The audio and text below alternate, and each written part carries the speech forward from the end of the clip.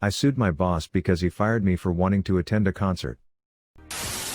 Warning: some audiences may find this content disturbing. View at your own discretion. Welcome to the House of Reddit. Today, we share some of the recent r/ProRevenge stories posted on Reddit. I sued my boss because he fired me for wanting to attend a concert. During my gap year between studies, I decided to work for Company N. Company N was run by a husband, Dave, and wife, Karen, with their son, and basically treated their staff like a small family. All was well for about 2 months, until I realized I had to ask for a day off since I wanted to attend the last Slayer concert the band would give in my country. There was about a month to go, so I sent an email asking for the day off and explaining why. This is where everything started to go downhill. I got a reply from the Karen, and her reply was weird. She stated that's not how asking for a day off works. I was confused, to say the least. Not sure what to do. I thought she wanted a more formal way of asking, so I wrote a formal email asking for the day off. She shot an email back. I really had to think it through what I was doing, which made even less sense to me. But I was hopeful since I never really got a specific no. The next workday rolls around. I arrived, lock up my bike, and headed inside ready for work. I immediately started looking for Dave to ask for answers. Before I could even open my mouth, he asked me, "Do you still want to go to that concert?" I didn't expect him to ask this so quickly. Answered, "Yes." The only thing he said back was, "Okay, take off your vest and you can go home."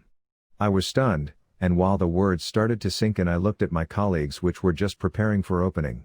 When it finally sank in, anger flowed in. I am not a confronted person, so I simply took off my vest and gave it to Dave. Without a word, I left and started biking home. When I got back home, I told my mother what happened. We started sending emails for extra information and got very Karen-like emails back. After a couple emails which went basically nowhere, I looked up the laws for immediate dismissal. After reading up about it, I learned that, in my country, somebody can only be immediately fired when caught stealing, frauding, the person isn't able to do the work, or refusal to do the work. I did neither of these. A day or two later, I met with my attorney and began the steps to sue Company N. I told my lawyer what happened in detail, and he was very confident I was in my right and she was not. So after trading even more emails between the three of us, we went to small claims. I came prepared in a suit with my attorney in tow. And Karen showed up. Alone. I guess she assumed she won because she thought she was in her right. The trial began and I was as professional and objective as I could be. Karen did the same. Well, for about half of the trial. When she realized evidence was piling up against her, she resorted to calling me a spoiled brat, among other things I don't know the English translation for. I'm safe to say that was the point the judge ruled in my favor. As per usual, I had to wait a month before I got the verdict black on white in the mail, but I won. It may have taken about 6 months from the moment I was told to go home to the point those 6 months of pay were transferred to my bank account. But it was 100% worth it.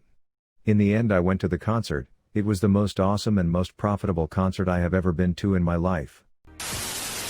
Pass me for manager promotion and hire your useless credit stealing friend, I'll destroy your career. So the story: Dave, not real name, has been working for an IT programming company for just over 9 years, getting a good rep as a hard worker, and all his colleagues knew him and can trust him to be a big help in times of trouble, like during big difficult projects for major clients. Dave's manager, John, was planning to retire and thought Dave would be a good replacement, so put his name forward as a recommendation and started showing him the ropes of his potential new job just to give him a glimpse of what he may be asked to undertake. A month later, John puts in his notice of retirement and Dave's department manager, Michael, starts the interview process. Some character info. Whilst John was a good manager, very people-friendly, Michael was not. All Michael cared about was numbers and reports. He didn't even know who most of his staff was, nor did he have very much interaction with them. Back to story: Michael had started the interviews to fill John's position, Dave being one of the interviewees, and Dave thought the interview went really well. A few nervous months later, Michael announces the new manager. It's an outside employment, not an internal promotion.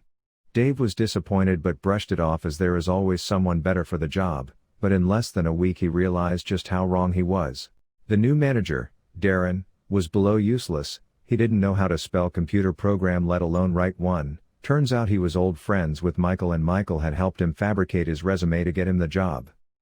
The news quickly spread to all the programmers, but there was nothing they could do as Michael was the person all complaints had to go through and he buried all of them. So none above Michael knew of Darren's incompetence. Darren from day one had been pushing all his work onto others and then claiming credit for the work they had done, getting bonuses for completed work he didn't deserve. Darren spent his days watching movies, napping, playing games, occasionally pretending to be a manager when the need arose, but never wrote a single line of code. After 3 months of this, the extra workload was starting to affect Dave and others, but talking to Michael would do nothing, so Dave devised a plan to sort it out. Time for the ProRevenge. Dave had talked with all the other programmers and agreed next time Darren pushed a major project onto them to purposely sabotage the work. Not in a big way, just enough to cause some bugs and glitches that will really light a fire under Michael and Darren.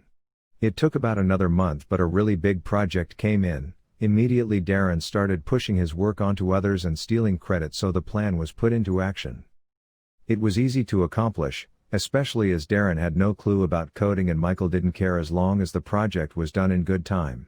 The project was done, saved and sent to the client, with almost all of the major work credit being stolen by Darren.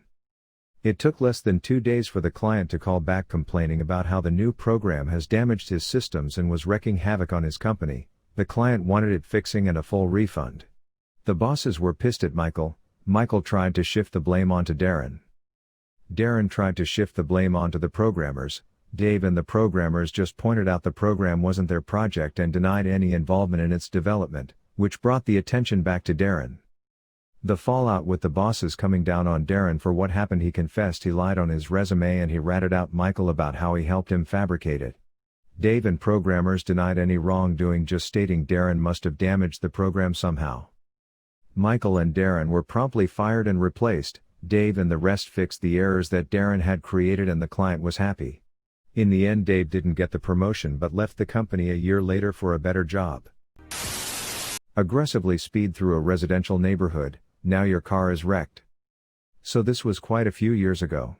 One day my kids were skating in a quarter pipe, when this truck comes around the corner with a Bubba driving, and he sees my daughter come off the quarter pipe, and instead of slowing down he floors it and rips past my house, still accelerating while yelling something about "keep out of the road, fuckers."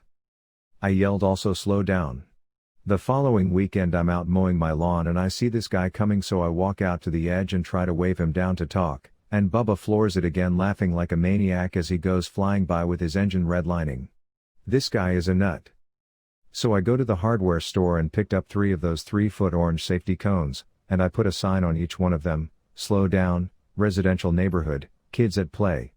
A few days later I come outside and find the cones have been run over. I already know who done it. I'm pretty pissed off. Like really angry. And in that anger I came up with my most brilliant plan. I went to the hardware store and purchased 3 new cones, along with cement and steel rebar. I filled those fuckers with rebar and cement and let them set. After the cones were ready I put them back out in the side of the street by my house with the same 3 signs as before. It didn't take long. 2 days later I'm in my garage tinkering and I hear that damn truck engine revving up as the Bubba goes pedal to the metal. I look up just in time to see his truck steer towards the shoulder to run over the cones. Damn, it was a beautiful sight like none I've ever seen before. He hit the first cone with his bumper and the cone fell forward and rotated the base up towards his engine block and actually lifted the front of his truck upwards. As his front passenger wheel made a direct connection with the second cone and launched his truck up even higher in the air. The third cone also made a direct hit on his right tire suspension as his truck came down to a screeching halt. There were fluids running out from under his truck and his passenger tire was angled inwards at a 90-degree angle. Bubba was pissed off and started screaming about how I wrecked his truck and how I'm gonna pay. I yelled back and said, "Well then let's call the cops and get them out here to make a report, and you can tell them how you were racing down to road and intentionally ran over the safety cones, or I can call you a tow truck. Which will it be?" We called a tow truck. I never did see Bubba drive down my street anymore after that incident. I was worried he'd try to get revenge, but nothing ever happened and we moved out a couple years later. If you enjoy this video, please be sure to like, share, comment, and subscribe. If you have any suggestions for future videos, please let us know in the comments below. Turn on the notifications to know when we post new videos. Thank you for coming to the House of Reddit.